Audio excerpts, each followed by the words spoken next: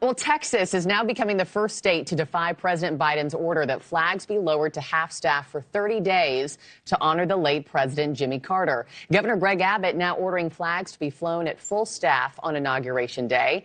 Abbott said this. He said, quote, "While we honor the service of a former president, we must also celebrate the service of an incoming president and the bright future ahead for the United States of America." Joining me now, I have Congressman Pete Sessions, Republican from Texas. Congressman, thanks for joining me, sir. Markey, thank you very much. What a beautiful day it is, and you young girls from Texas know how lucky we are to be facing yet the greatest days for America that lie ahead. Let me ask you, sir, where you stand on this issue. I mean, is this Abbott's kind of one last jab at Biden before he leaves office? You know, Markey, I think not. In fact, the raising of the flag during an inaugural period of when it coincided with the death of a former president is really not new to our country. This happened in 1973 when President Nixon, while he honored former President Lyndon Johnson, our men who were POWs were released in Hanoi, and he wanted the flag to be raised to its highest point in honor of them, even during this period of time that the President Johnson was being honored, a fellow Texan.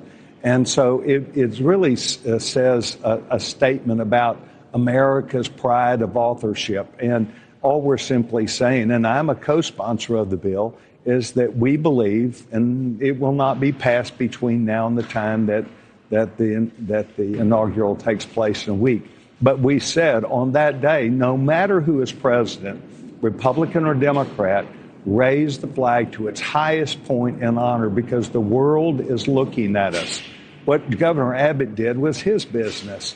But our business is here in the United States Capitol as federal national law, and we believe on that day the flag should hide at its greatest height. So you would have flown it full staff had Kamala Harris just won the election? The point is, I don't know who's going to win in the future.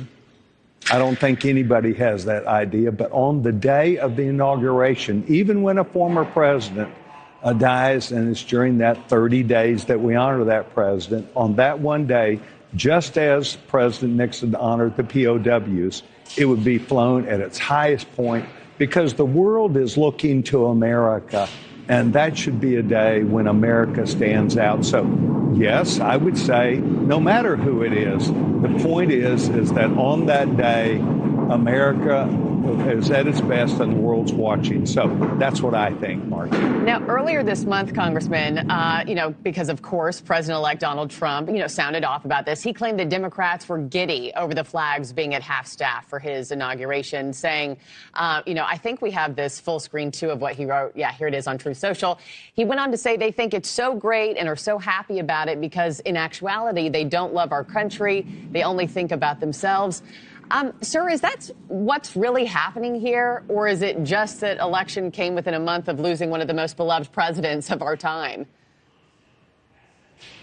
Well, in fact, I did not know what President Trump had written, but I would say this, that it is the distinction of America that we honor our former presidents, and to raise or lower that flag in this case in honor of them the day they become president and the 30 days after they have passed on is a distinct honor that we owe to every single American president. And so no matter who it is in 4 years, it is my hope that on that day, no matter the circumstance, we raise that in honor of that person. And then upon their demise, that we would lower that for 30 days. But the one day intervening, I believe, is appropriate. Yeah. Congressman, I have to end it there, but Congressman Pete Sessions, always appreciate your time, sir. Thank you. Yes, ma'am.